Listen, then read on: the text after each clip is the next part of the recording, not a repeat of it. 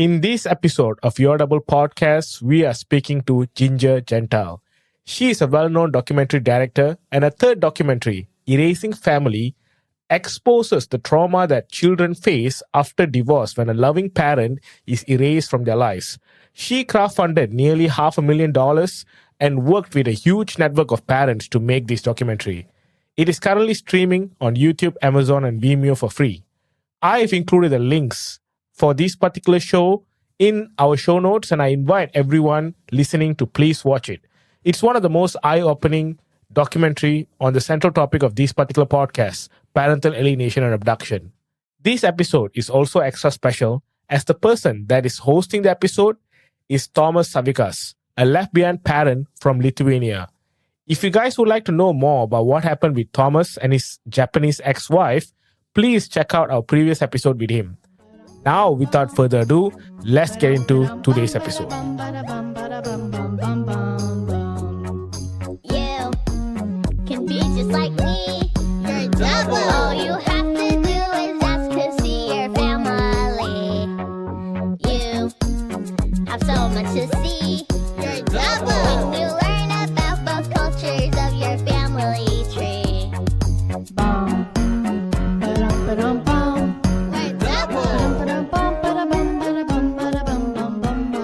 And I happened to be in a situation where my daughter was abducted 5 years ago in Japan by her Japanese mother, and I haven't heard or seen her since.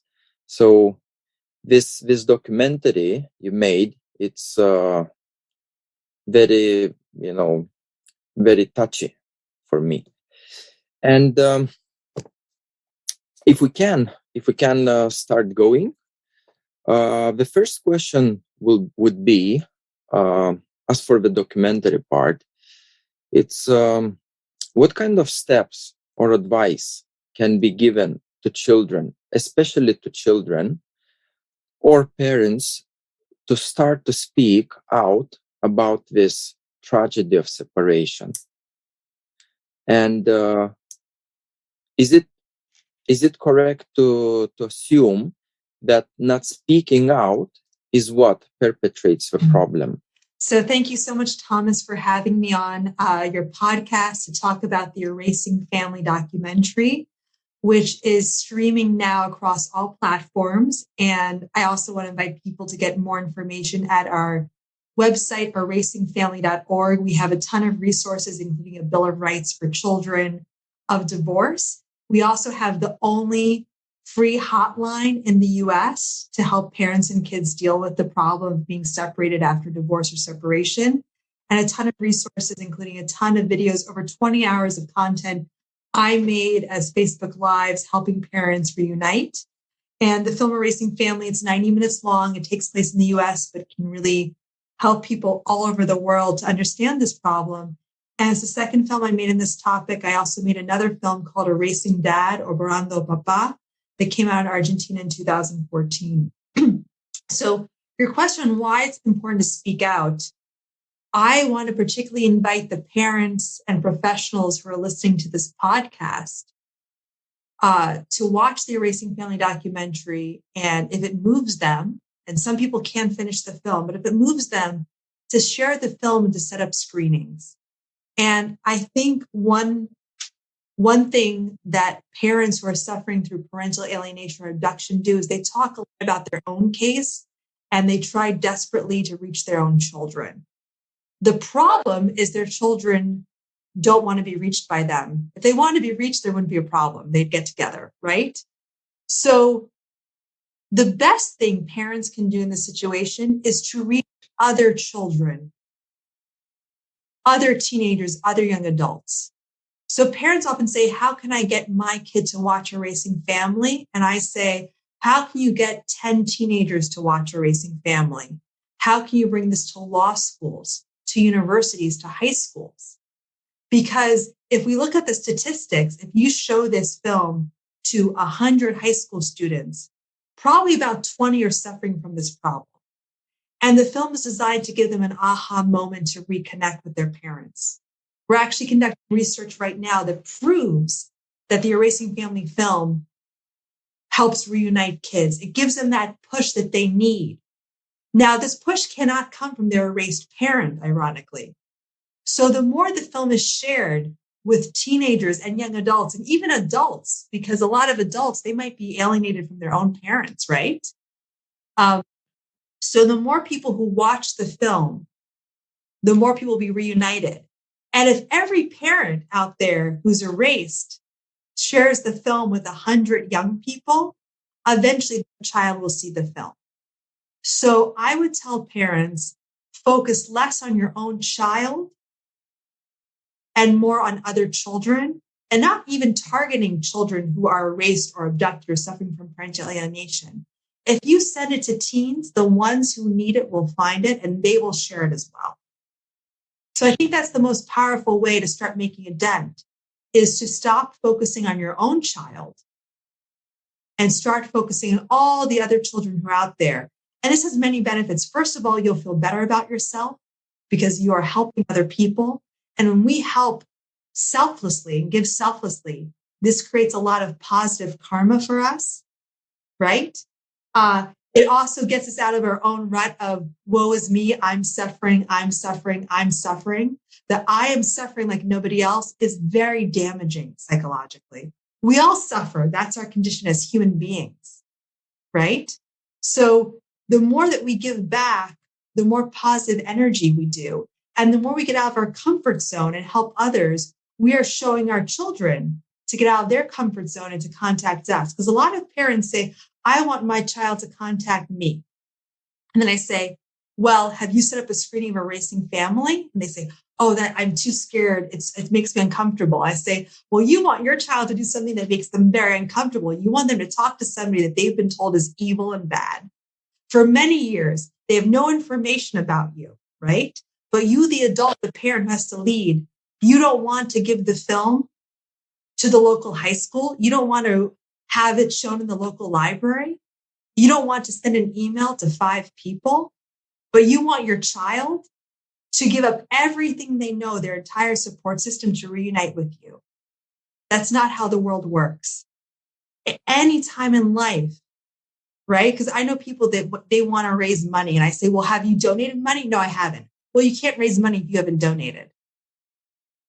You can't sell if you haven't bought. You can't reunite if you are not putting in 10 times as much work as you want your child to put in. Because as the parent, that is your job and your role.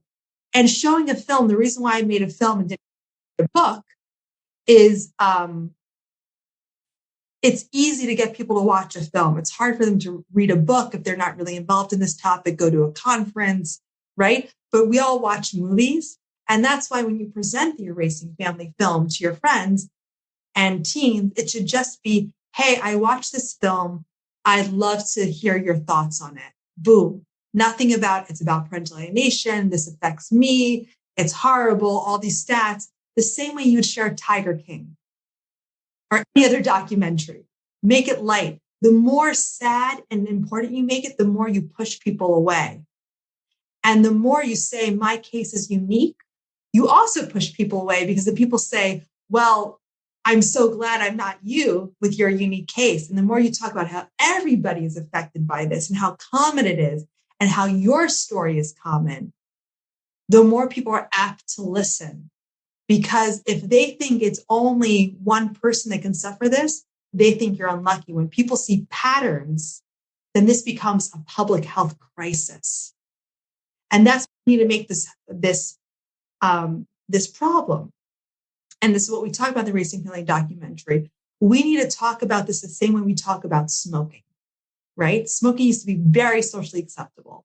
I used to smoke until I was 26 years old. And then over time, it became harder to smoke. There were campaigns about smoking. It became less cool. The media stopped showing characters in films smoking. You could no longer smoke in restaurants. And that's what we need to do with parental alienation. Too often we focus on my ex is doing this, the law is doing this, as opposed to saying there's a public health crisis. And we need to start with the lowest hanging, easiest actions, which is what we did with smoking. There's still some people who smoke and who will always smoke, just like there will always be people who are alienated. But we can start solving the less extreme cases first and look at a total reduction. So in the Erasing Family documentary, we reveal the research of the professor Jennifer Harman, who through polling extrapolates that 22 million parents in the US are alienated from their kids. So we need to focus on within 5 years getting that down to 15 million. That would be a huge win. And too often people say, well, we need to get it down to zero. That's not how you solve a public health crisis. You get it down bit by bit through education, through outreach, through changing laws. It has to be a multifaceted approach. It's not you change the law and then everything is cured. You educate the judges, everything is cured. You show a film, everything is cured. It's bit by bit. And we need to have a long-term marathon approach, which is also what I tell parents when they're trying to solve this. They often say, what's the one magic thing I can tell my kids? And I say, there isn't. You're in a marathon, not a sprint. Right. I'm not sure that answers your question. Oh, it does. Thank you very much. One thing which was very interesting to me, that you decided to make this documentary completely free. There's more than few documentaries on the subject, but they all happen to be somewhat paid. And what pushed you to make this absolutely free? Is that that you wanted people to actually see it, like the massive exposure? What was the main thing to make it available to everyone? In full disclosure, you had to pay to watch it for the first 6 months it was released. Oh, I see. It's free. So like a lot of films, you start off, I mean, this is a bigger conversation. I'm not sure how much it deals with this podcast about monetizing film. Erasing Family, we were very lucky that we got almost $500,000 in donations to make the film. So it was never a for-profit venture or trying to make money. We were trying to make money in the beginning and cover costs, really. So it was available first for a $10 rental, then a $2 rental or purchase. And then it became free later on, which I think is the normal way for films to show. I would say if I had to do it all over again, I would make it free directly, because it's just very hard to make money because people don't want to pay for content. The irony is people pay for subscriptions to Netflix, Hulu, and all of these services. But if you say pay $2 a film, people say, oh, I don't want to pay that. That's so much money. So it's very hard as a filmmaker.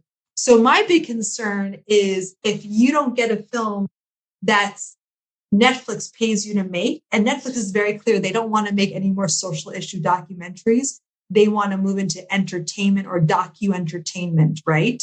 That people are hungry for documentaries, but it's very hard to get them made unless you either have a millionaire or billionaire backer or Netflix backing you.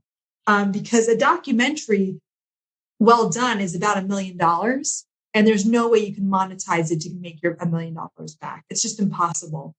So I do fear for the future of documentary. And people often say, do you want to make a follow-up film? And I always say, do you have $1 to $2 million? Because I'm not fundraising again for this. And if there's someone out there who wants me to make another film, I would be glad to do so. But we need big money. And this movement in general needs big money. People are often, I need $100 to do this.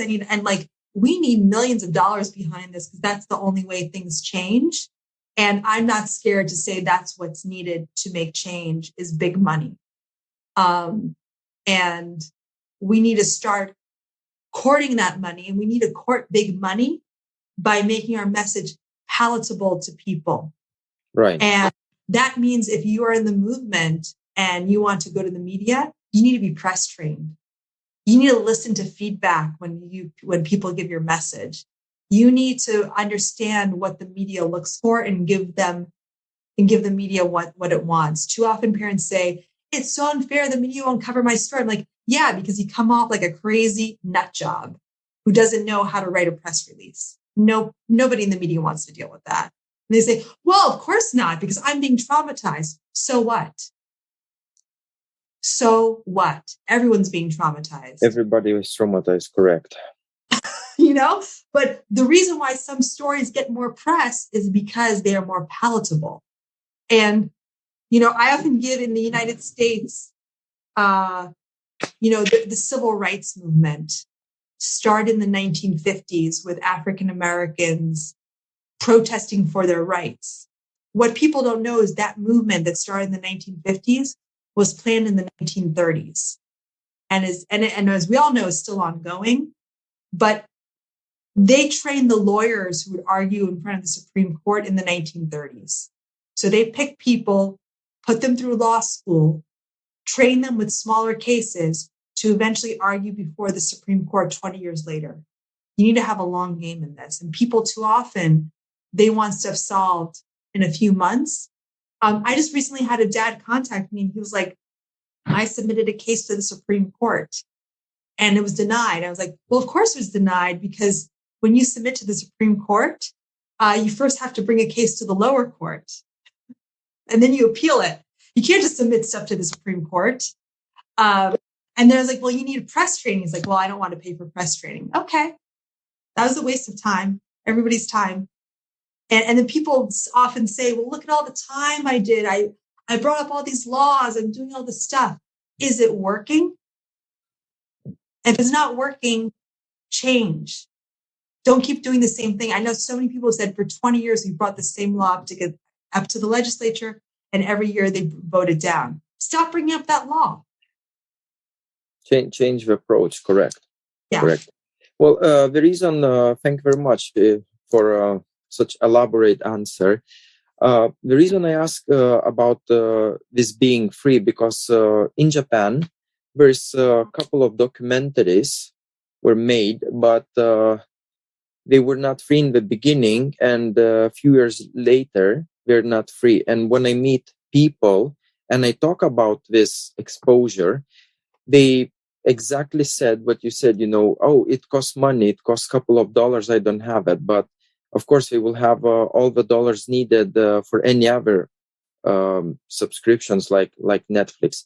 And this is what hindrance But there's a simple way to solve that. If you're a parent who wants people to see the film, talk to the filmmaker and say, can I buy 100 subscriptions to your film? And then you send the password to people, if it means that much. Or talk to the filmmaker and see if you can put on certain screenings or host it and have a one-day screening and ask for donations. Because also for the filmmakers, a lot of them who don't, and the business has changed a lot, they might be out of pocket hundreds of thousands of dollars and they're desperate to make this money back or pay back investors. So I understand why the filmmakers are doing that. So if you think that film could help people, I would talk to the filmmaker and say, how can I get this into the hands? Can you sell me 50 viewings at a discount? So that's what I would suggest to do in those cases. That's a very good idea. They also might have sold it to a distributor and the distributor has chosen this route and they have no control over it. That's a very good idea. Thank you. You mentioned for the parents to have a different approach. How should a parent go about approaching the media? How that can be done so they would be interested in it, or maybe they can approach someone like you to share their story.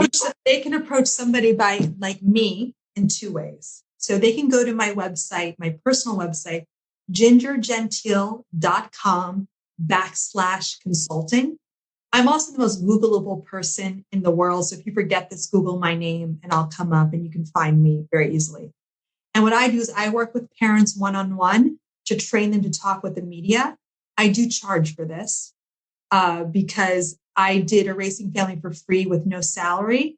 And I have so many free resources out there and I do free Facebook Lives. So to work one-on-one or to see if a media project is viable or help people with their own projects, I work as a consultant. If people want to make a film, I would need to be hired as a director, and they would need to have funds for that film or short film. It doesn't have to be a feature-length film. But I am not in a position to work for free or to do another fundraise. Now, if people want to go to the media, what they should do first is they should be in a group, in an organization. That organization should have a clear list of demands that they want, whether that's legislative, procedural change, educational, whatever it is. And then that organization needs to pick who would be the best spokesperson. So every parent says, I want to tell my story. And I always say, first of all, when you tell your story, 3 things can happen. The most common is nothing happens. So you go in the media, you tell your story, it's the same as the day before. The second thing is your situation gets worse. So now you're maybe held in contempt of court because you spoke out. Maybe your ex now gets more vicious and tries to punish you. Maybe your story is misunderstood by the media. I was talking to a young woman who lost custody of her kids, and she didn't want to lose custody of her kids. How does the media report her? Moms say there's no shame in not having custody, and I was suffocated by my own children, and now I'm living my best life without my kids.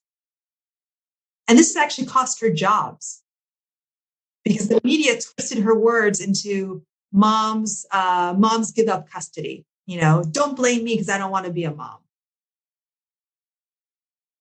So you have to be very careful. The third thing is it can help your case.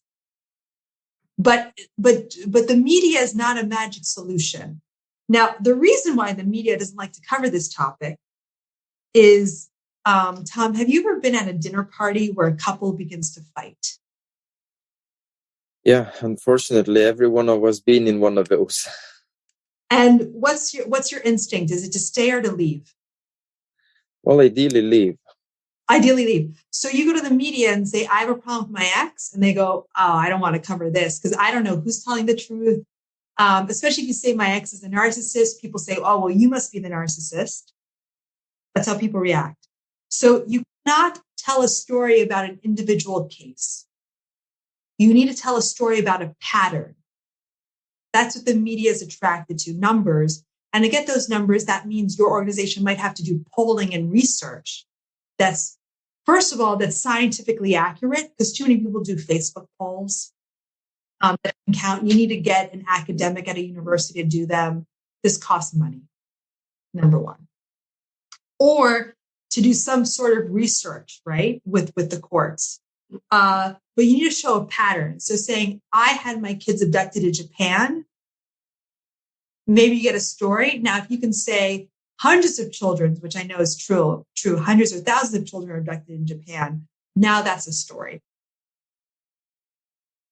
That's a great approach to bring numbers instead of your own personal case, because I experienced it actually myself where people said, well, so what? You're not first, you're certainly not the last.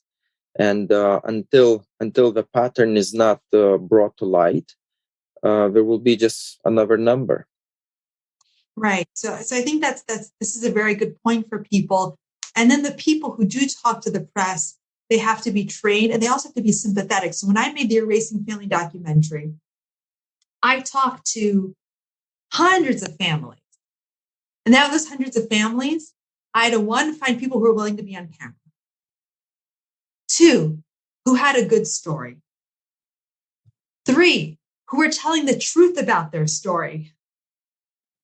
People lie a lot. 4, who could collaborate that their story was true. So I'm very good at sussing out very quickly if someone's lying to me or not.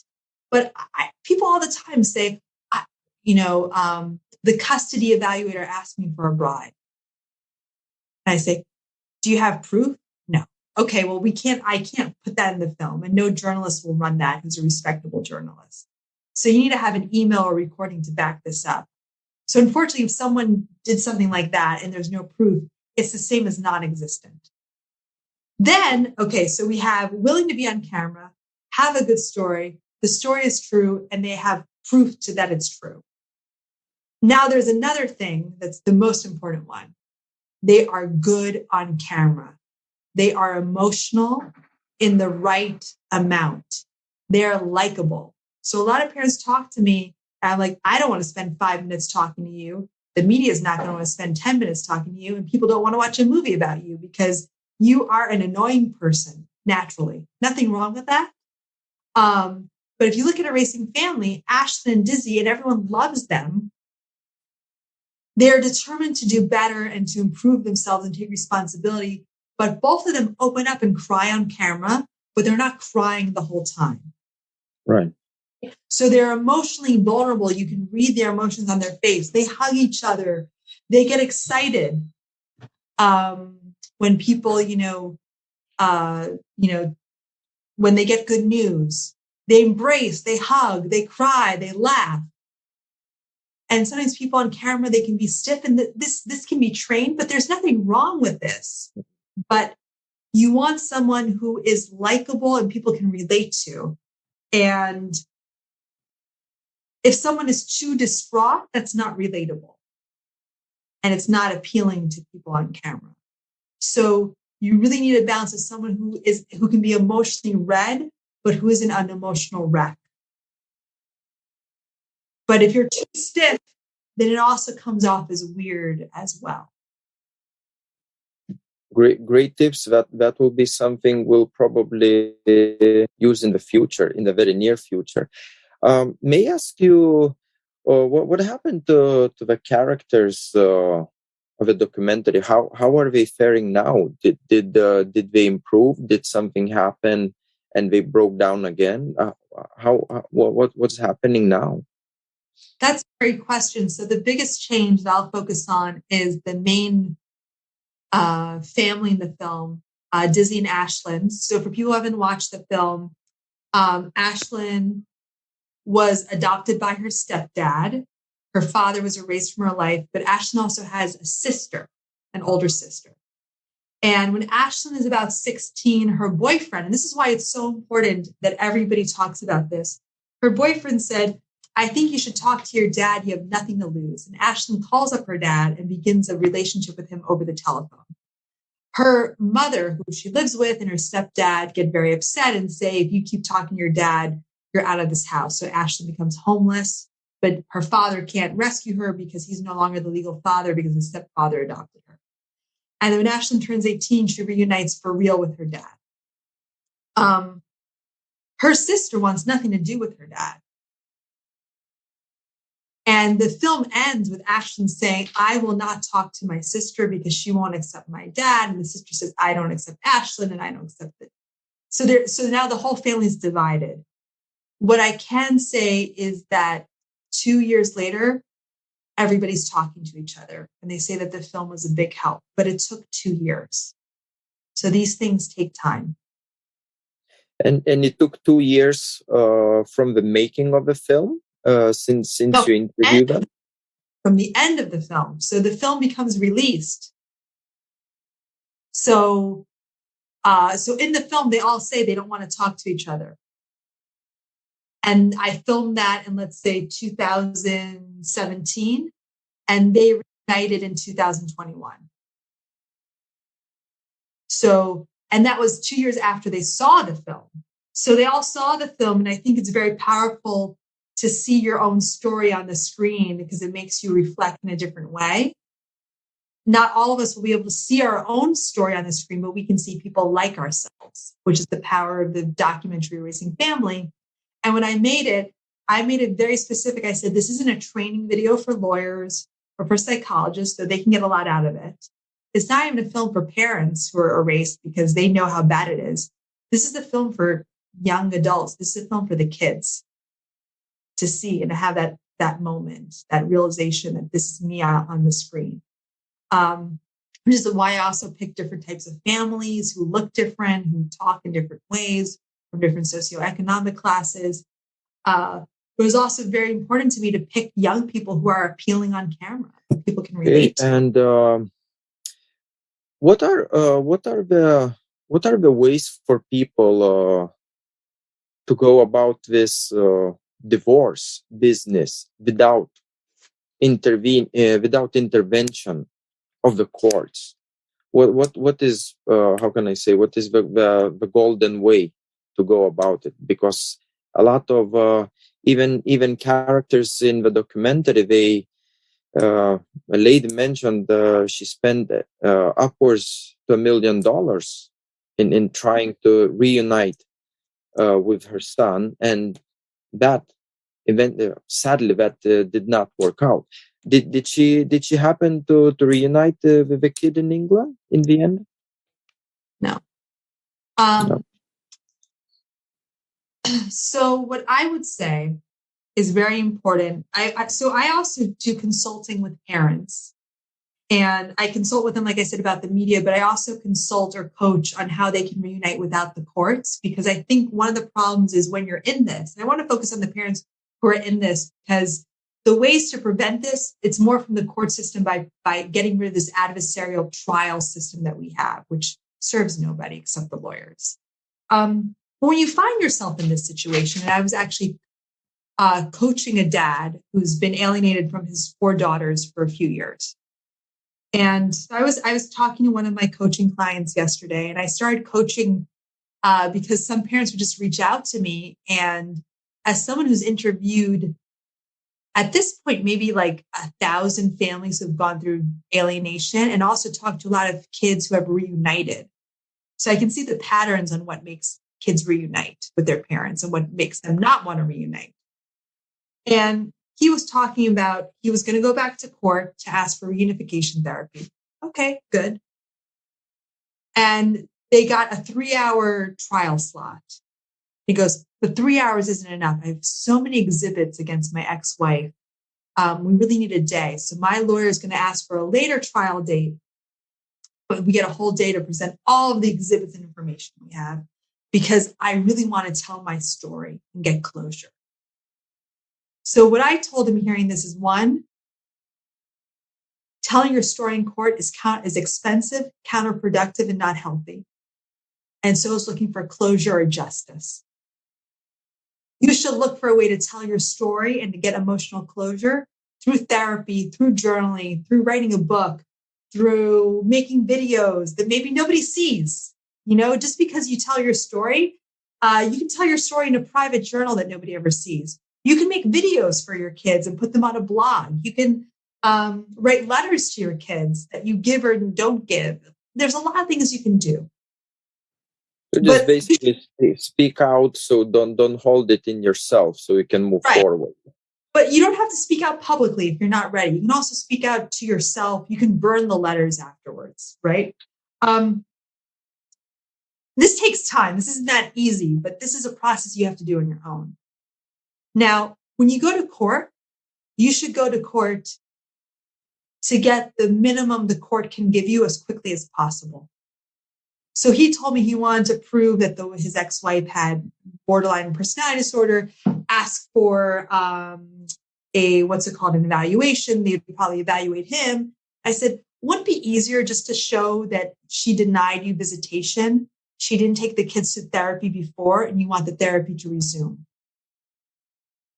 with the minimum possible. He really wants the court to see how he suffered. And this is the recipe to not win in court. And courts don't have time to listen to people suffering. It's just impossible to go through all the documents. Annoys them. They have too many cases, and then they'll say, okay, let's get an evaluation. These evaluators are often biased. So now you're throwing dice. Do I get an evaluator who likes moms or dads? Do I get an evaluator who likes moms who work at home or moms who stay at home? Do I get an evaluator who hates a certain ethnic group? I mean, there's so many, it's so biased, and there's no science behind this. So, because people often ask, how do I prove parental alienation? And I say, don't try. Prove lack of contact, that the other parent was not abiding by the custody order.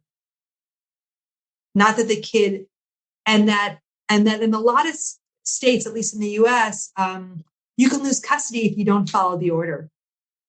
That's what you want to prove, not the motivation and person, because then it becomes this huge trial. It's very emotional. And unfortunately, the parents who I see who are successful in court, the ones who win, and they're the very small minority, I would say 5%. They win because they are cold. When you're hot and emotional, you lose. And the people who often win, often they tell me they win on technicalities. They win because they found some weird, obscure law. This is at least in the US where so they might say, I found a law from the 1800s, or my ex violated this small provision of the order. They don't win because the judge thinks their ex is bad. And because they have all this evidence that they get shown. No. You want to get in and out of court as quickly as possible with as least amount of evidence as possible, and only proving the bare minimum necessary to get a change in status. And this is what people who are emotional are very difficult to do, because right. So first thing you need to do is to stop being emotional, which is very difficult. I have some techniques for that I walk through with my clients, and each person is different. Sometimes people, if they come from a religious background, they need to deal with this in a religious way. So I'm working with one mother who's Catholic, and I'm working with her to do penance, which is a very Catholic tradition. I wouldn't recommend that to somebody who's Jewish or Muslim or who's atheist. So it has to be something that speaks to you, and that process needs to be individualized. But you can't go to court for therapy. You go to your therapist for therapy, or you go through your religious experience for cleansing or whatever. But that's not what the court is there for. And so many parents, they want somebody to solve this problem for them. So this is something I often see. They want the judge to solve it. They want the lawyer to solve it. They want the psychologist to solve it. Or they call me and they say, I want to tell you my story so you can see how wronged I've been. And I say, so what? What am I, like some magical parental alienation fairy? Oh, I deem you suffering. Boom, you get your kids back. Only two people can reunite you with your kids. You and your kid. That's it. Everybody else can maybe help, but at the end of the day, you and your kid reunite. And hopefully you'll find people who can help, but sometimes these helpers can often hurt. And the other thing I advise parents too, and often they cannot see this because they're too close, they focus on the 1,000 doors that are closed instead of the one door that is open. So often parents will say, well, my ex won't let me see the kids. Okay. Anyone else in your family who likes you? Oh, yeah. My ex's mother loves me. Okay. When's the last time you talked to her? Oh, I haven't talked to her in 3 years. Can you talk to her? Oh, I don't want to.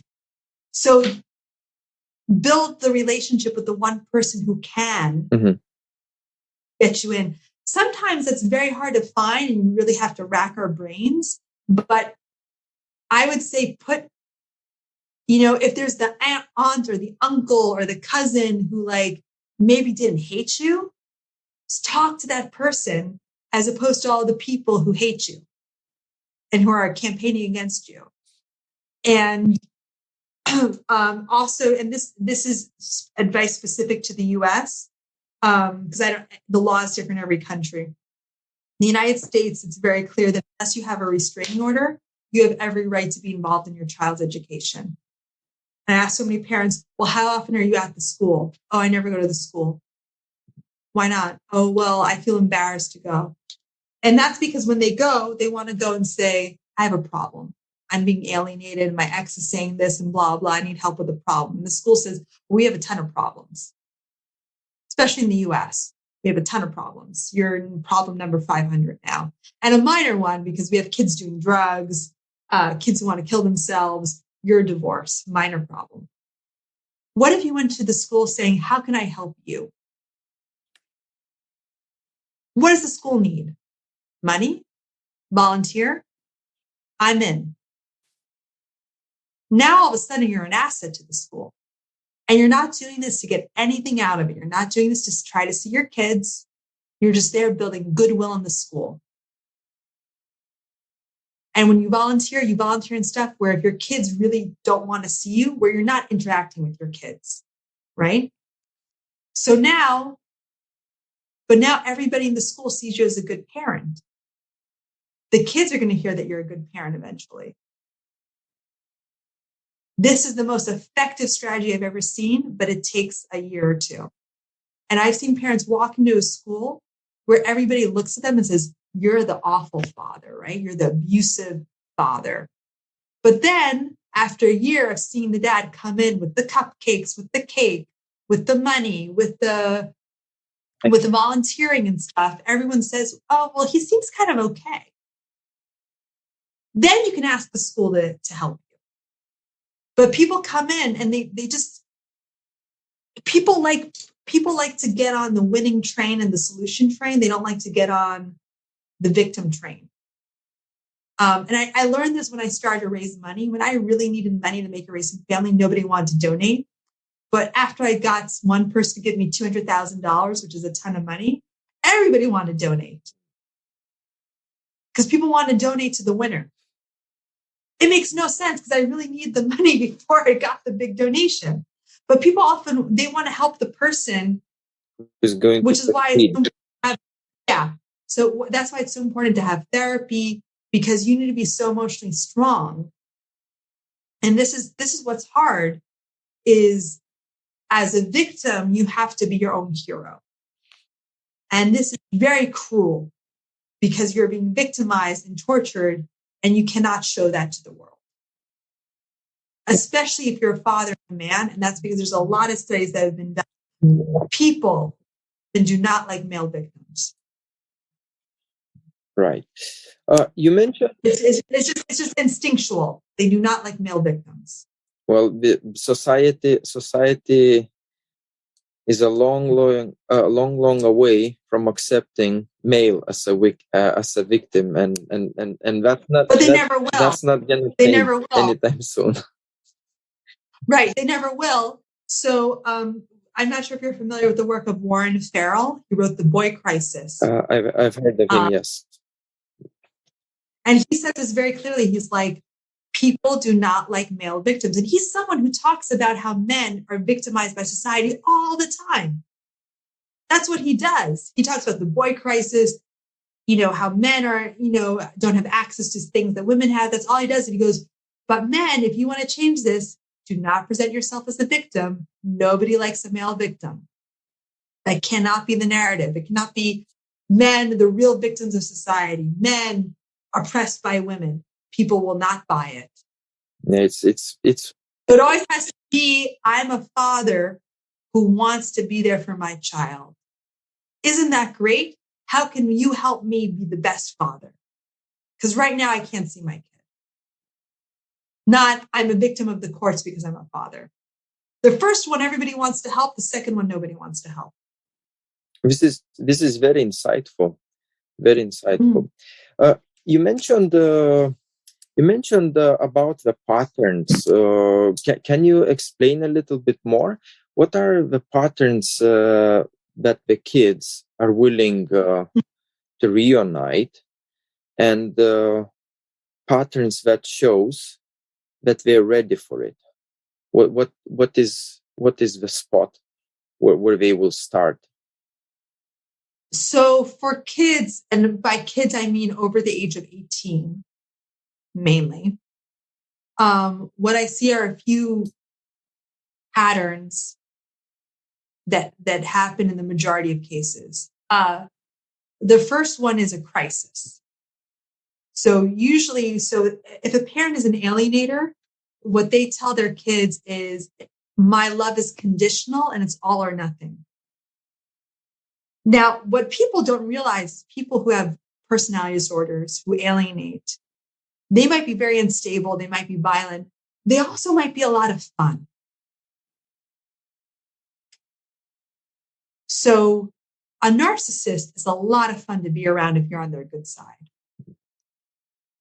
And so the alienated parents, what they don't realize, the erased parents, is they come crying to their kids, oh, I can't see you, I miss you. And every time they show up, there's a fight. And then the alienator, the narcissist, says, let's go for ice cream. Who is the kid going to want to be with more? The alienator. At some point, though, this might crumble. And the alienator might say, you're out of my circle of love, my circle of trust. You're out. You're homeless. So a lot of times the kids become homeless, literally, kicked out of the house with nothing. And then at that point, they go, okay, I'm homeless. I have no money. I'm 16, I'm 18, I'm 19. Who can I call? They call the parent who's been erased. So that's one. The other is they get involved in a romantic relationship and their boyfriend or girlfriend says, I think it's weird that you don't talk to your mom or your dad. And I don't want to be in a relationship with somebody who doesn't talk to their mom or their dad. So for us to continue, you need to fix this. Or at the very least, I think you should talk to them. This is also very common.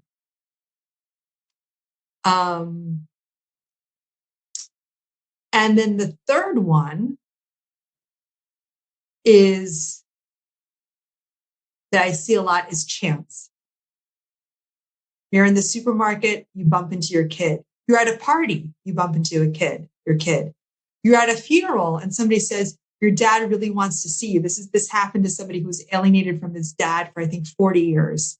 And he goes, I was at a funeral and my aunt shows up and he goes, your dad really wants to talk to you. And he goes, I had no idea. So for 40 years, he had no idea his dad wanted to talk to him. And then after that, he goes, called him my dad and we reunited. It took 40 years because of that chance encounter. So these are things that are out. And this is what's important for parents to realize. All of this is outside of your control because this involves being kicked out of the house, number one. Number two, a romantic relationship, which hopefully will happen to everybody at some point. A chance encounter. Now, what you can do is be prepared for when any of these three things happen. Because so many parents, they're not creating a wonderful, happy life that the moment their kid comes back, which they will have no idea when this happens, there's no way to control this. I will get into how you can speed it up, though. But what so many parents do is when their kid comes back, they're an emotional wreck. They have dinner and the kid says, well, I don't want to be with this parent. The reunification fails. And this is what people don't talk about. They're so fixated on getting that meeting. They don't think about how you'll build back a relationship that's been severely damaged. How will I be able to give my kid love, support, financial support? Because kids want stuff from parents. This is natural. They don't want to hear your sob story. They don't want to hear what really happened in most cases. Okay? They want love. And if you are unable to give them love because you're damaged, the kid will walk away. So you can work on yourself, and by doing all of these good deeds that I talked about before, by helping others, you are creating this cosmic energy. Because I am also a firm believer, and this is going to sound, to some people, this might sound crazy. This is backed by physics, modern physics. We're all energy. There's no such thing as matter. Everything is connected. Sounds kind of crazy to some people. This is modern physics. This is scientifically proven. All matter is made of atoms. Atoms are just energy. There's nothing really solid in this world. So you're in constant communication with your child. So people often say, I can't talk to my kid. Yeah, you can talk to your kid right now. You're always talking with your child. Just by thinking about them. Thinking about them, but just all the actions are interconnected. And all the energy you're putting out comes back eventually. It might take longer than we want, but it's all out there. This is why, there's so many stories when someone dies, people across the world will feel their presence or see them. Like weird stuff that doesn't make sense, but it makes perfect sense if you understand physics. And if you're putting that energy out there, that energy eventually has to come back. That is law. That's the way the universe works. Now, that being said, how can we communicate with our children that don't want to communicate with us? So we have a wonderful tool at our disposal. It's called the internet. Right. Write a blog And or something like that for them to find write a them. blog, video blogs, get the domain name of your child. So if your child is Anna Smith, buy annasmith.com. And on annasmith.com, put messages of love, photos of you doing fun stuff with Anna, your child, fun, video messages from other family members saying, hi, Anna, we can't wait to see you. Never like, it's been so long and we miss you. Or I want to tell you what really happened, but just like, hey, we're all here. Can't wait to meet you, Anna, or can't wait to see you again, Anna. Or like, I remember this fun time where we ate ice cream together, always very light and happy. And also be very clear on the blog how often you're going to make these videos, because if you make one every 6 months, in kids' mind, that's very little because we're so used to posting. So just say, I'm going to post a video every 6 months. I'm going to post a video every birthday. So that way it's very clear. Kids always Google themselves. Everyone's always surprised when I say this. I Google myself like once a week to check on what's going on about me. You look surprised. Kids are always Googling very themselves. surprised. So that's number one. Number two, your kids are following you on social media. If they're over 13, they are following you. Under 13, maybe, but over 13 or 14, I will guarantee, unless they're in some weird religious sect that does not allow social media, they're following you. Now, parents say, but I can't see my kids.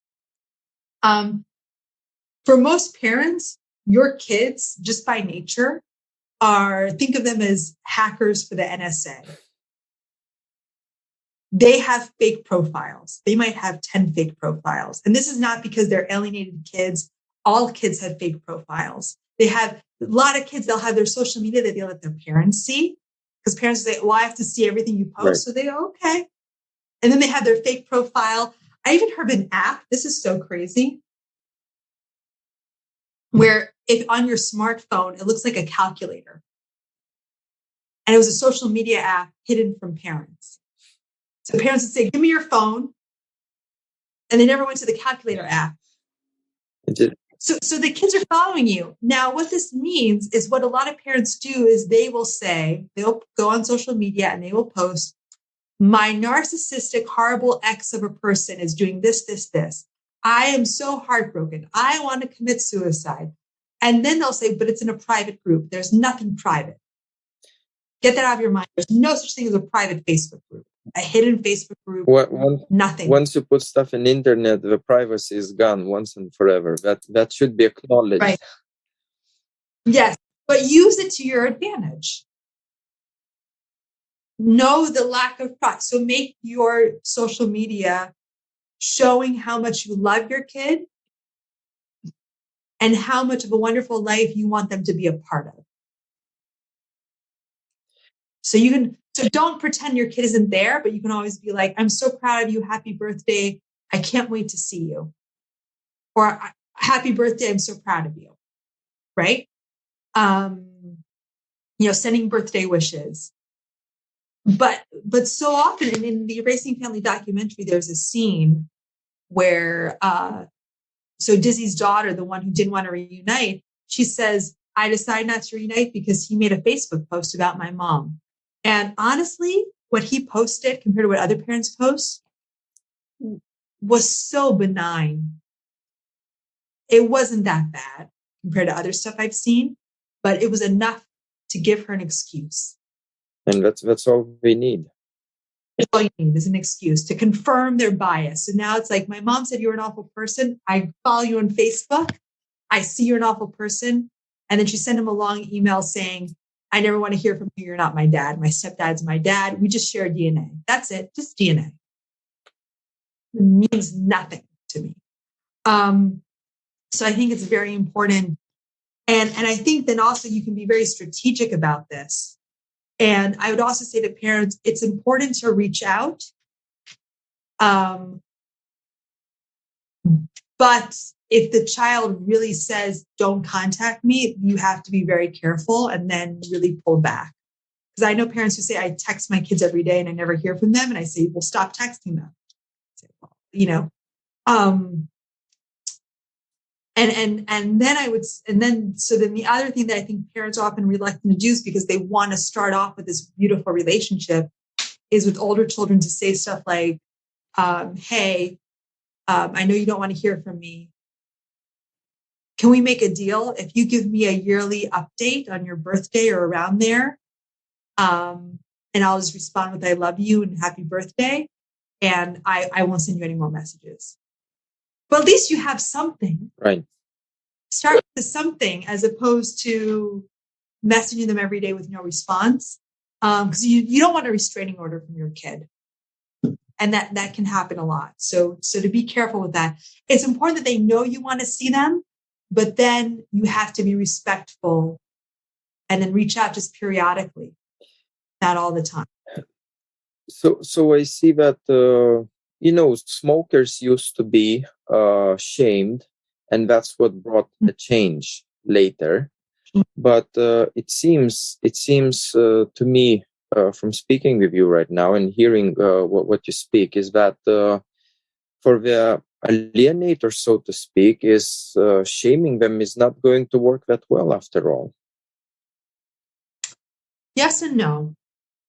Is there a particular way to shame them so they can change? So the way the shame has to work is by the people in their circle, not the alienated parent, saying that what they're doing is not acceptable.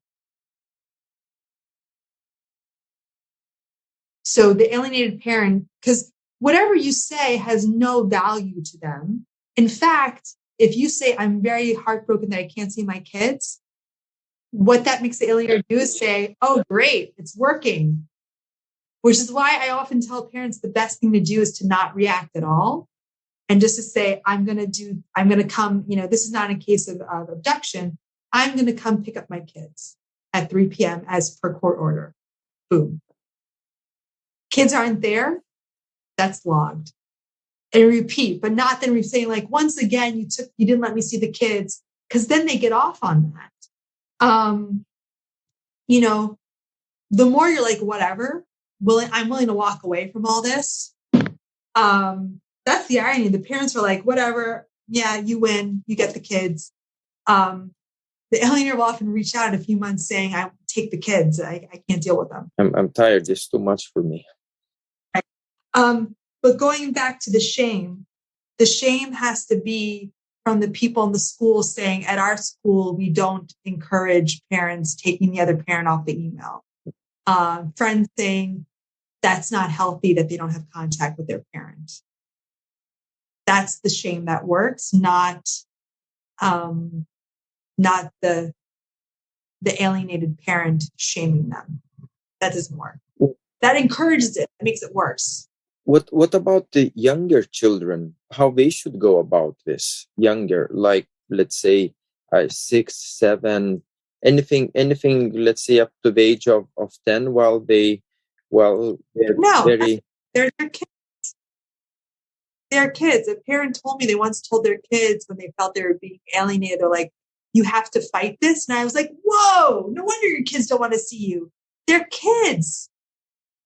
That's an adult position, especially because now let's imagine a 6-year-old who has very little understanding of the world.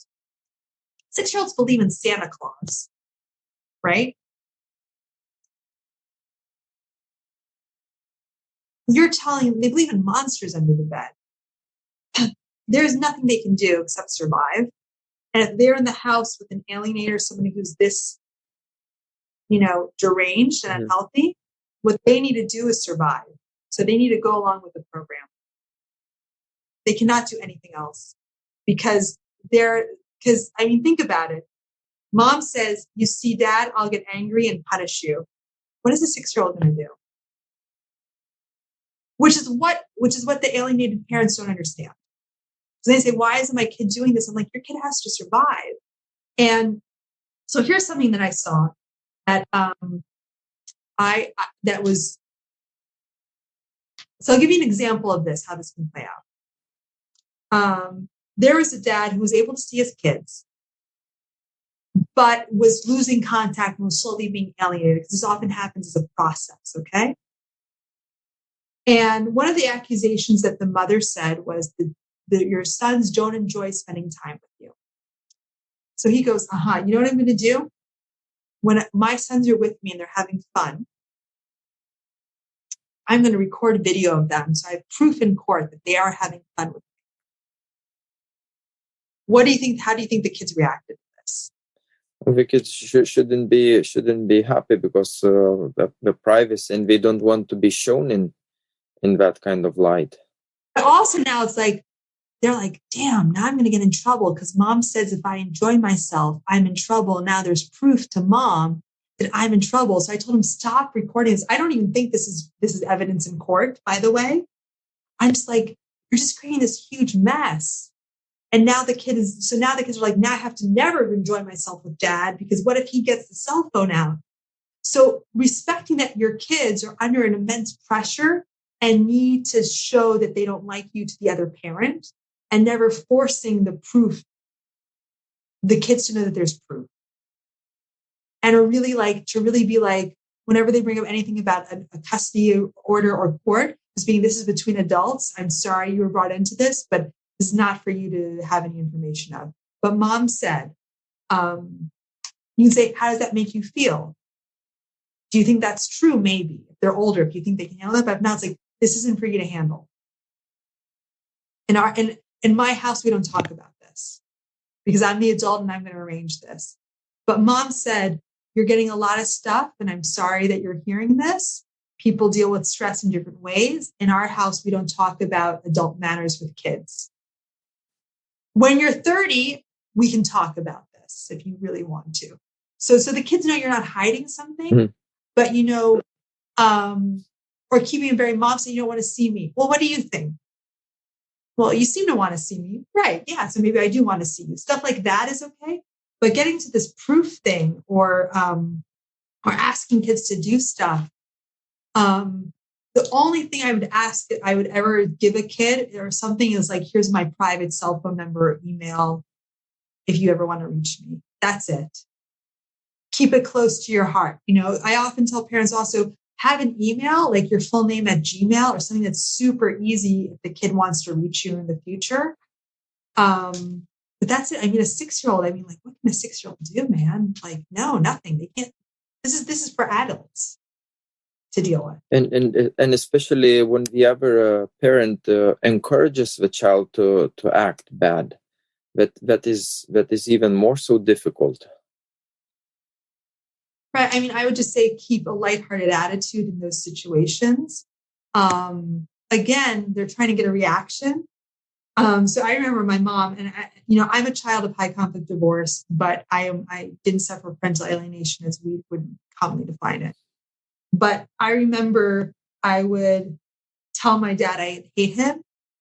Well, I hate you too. You're an awful daughter. And I would tell my mom, I hate you. And she would say, well, of course you hate me. You're a teenager. It's your job to hate me. That's what teenagers do. They hate their parents. I hated my mom. My mom probably hated her mom. Newsflash. It made it not fun to say, I hate you, mom, to my mom, because she didn't react. She's just like, yeah, you're a teenager. Of course. All teenagers hate their parents. And so the more you're like, okay, of course you're upset because this is a stressful situation. Let's distract ourselves.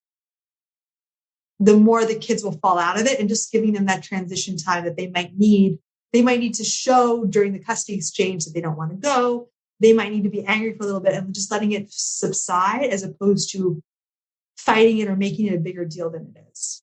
Right. Giving them some decompression time.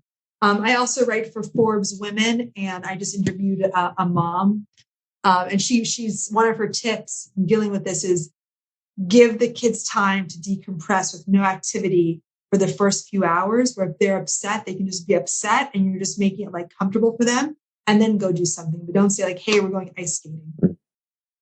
Let them go home, get into their pajamas, yell at you if you want. And then they'll subside. Give them time to vent it out until they feel comfortable, basically. Mm-hmm. Right. I would like to ask this. It's one of the very important things. What are we so missing in the system? System being the courts, the lawyers, judges, the government, legislative, and so on, for the children to voice their concerns and these concerns to be validated and actually addressed. Because we hear a lot, where adults can turn. Children can voice concerns. Children should be silent. Children can be too easily manipulated. They should never be asked questions. What about if a child wants to speak from himself, if he feels one way or another? No, that's a recipe for disaster, because then they can say, I don't want to see one parent ever again. So in the US, we have a lot of problems where kids as young as 12 can declare to a judge they don't want to see the other parent ever again. Then they never see the parent ever again. Mm. And that's so easy to manipulate that there's now a movement not to interview kids in custody cases. What the way that this is solved is to say the system should always work for both parents when fit to be in their kids' lives as equally as possible, period. And if one parent isn't fit, there should be a path forward to getting to fitness that is easy to complete. So the safety of the child is always paramount. So if one parent is violent or crazy, they should not be with that child alone. But there should always, at the minimum, be supervised visits. There should always be a path forward that's clear and easy to follow. Like, you go to 10 therapy sessions and do a parenting course, you get your kids back. Not, we're going to evaluate. But right now, a lot of the system is, let's find who's the better parent. Mm. And it should be, if both parents are fit, there is no better parent. Yeah. They should have equal to their children, or as close to equal as possible given the circumstances. And if parents live in different countries, it's never going to be 50-50, but it could be 20-80. It could be all the breaks with one parent. And the courts should not, I would also say that if a parent is abusive, that should be a criminal court matter, not a family court matter. Family court, I don't think family court should exist. What we need is mediation, collaborative law practices, and, custody shouldn't be decided by a judge who has no training, or custody evaluators who have no training. And at the moment, we have a lot of courts who will actually try to pit parents one against the other to be that better one, 1%, 2%, whatever percent. So keep this ball rolling. Right. So that's why the system should not be adversarial. What about what our listeners can help by getting involved in this thing? Do you have any suggestions? Sure. So your listeners, the first thing they can do is go to erasingfamily.org. Look at all the resources we have. We have a Bill of Rights for kids of divorced, separated, never married families. Print it out, go to all your local schools and say, can you hang this up at the guidance counselor office? That's it. No explanation. No, because I'm alienated. Just want to hang it up, and they'll probably say, oh yeah, this is pretty cool. And all of it is that kids have the right to love both parents. It's very simple in the language they can understand. So that's very easy. Number 2, they can set up screenings of Erasing Family. And when they do that, bring in local people, lawyers, psychologists, judges. You can ask me to speak if you want via Zoom, but it's always going to have local people there. And if you want someone to see it you don't think will like the film, ask them to speak at the screening. Especially judges and lawyers, they love to hear themselves talk. So if you're like, I want a lawyer to see this, and the lawyer's like, I don't want to see it, they're like, but can we make you the guest speaker? And they'd go, oh, of course. I even tell people, give people you don't like, give them awards. Say, we're going to honor you with an award. So that's one thing people can do. Set up screenings at the local law school and universities that have psychology departments, because you kill 2 birds with one stone. 1, these are the professionals of tomorrow. 2, probably 20% to 40% of that classroom is alienated kids. So you also help them reunite. Bring it to high schools, bar associations, libraries, churches, synagogues, mosques. Wherever you can bring the film, it's available. Erasing Families, you said it's free on YouTube. So you can just set up a screening. And then the other thing I would advise parents to do is really look at all of the free resources we have on our website. And if they want to contact me because they want press training or to get a viewpoint on how they can reunite with their kids without the courts, and a lot of it is changing the way they tell their story, which is what I'm an expert at as a storyteller. I've also worked as the executive director of the National Parents Organization, so I also know about legislative process, media campaigns.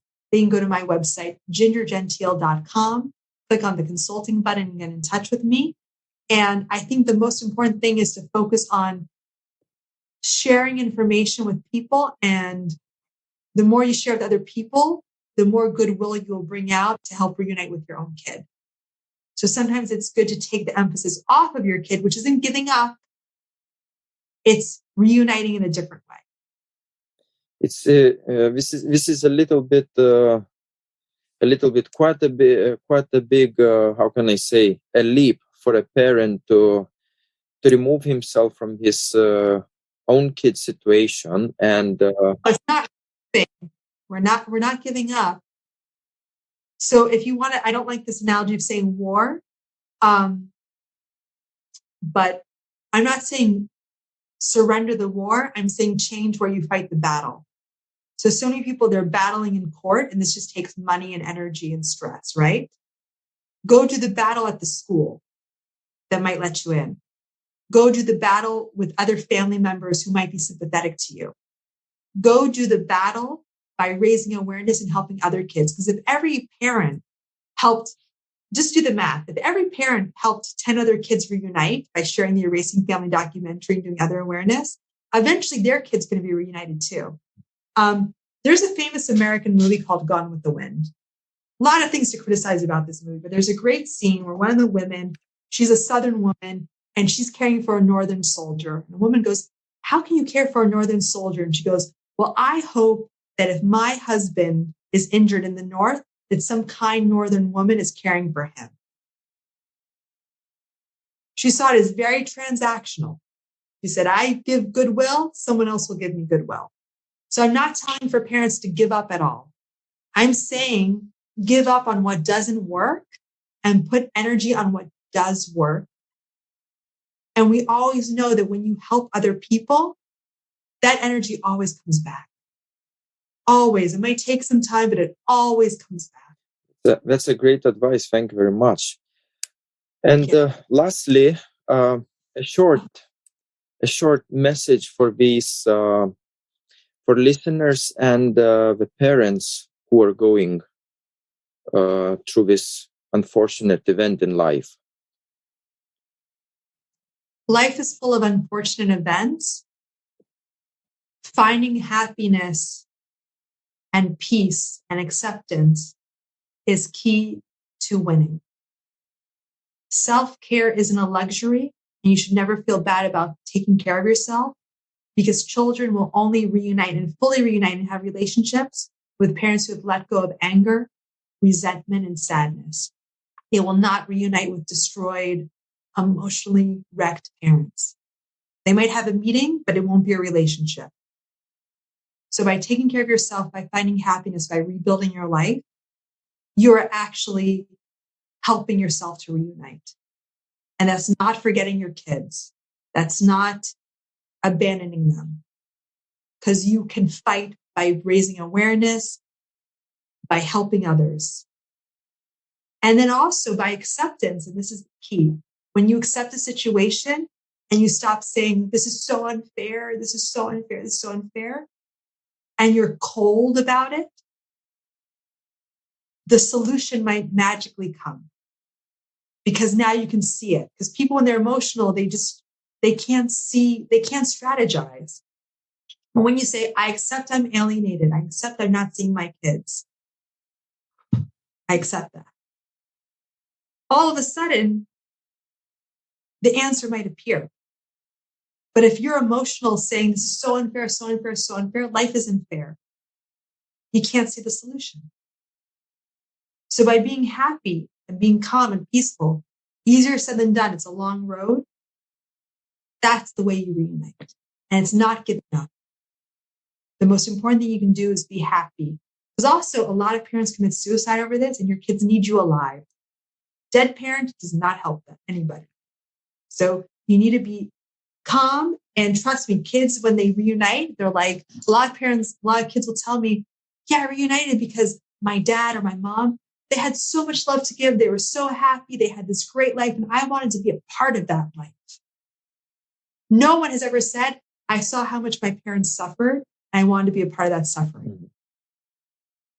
So thank you so much for having me on. Thank you. Thank you for your time today. All the people, and I hope all and pray that all the people listening are reunited soon. Thank you very much, Ginger. Thank you.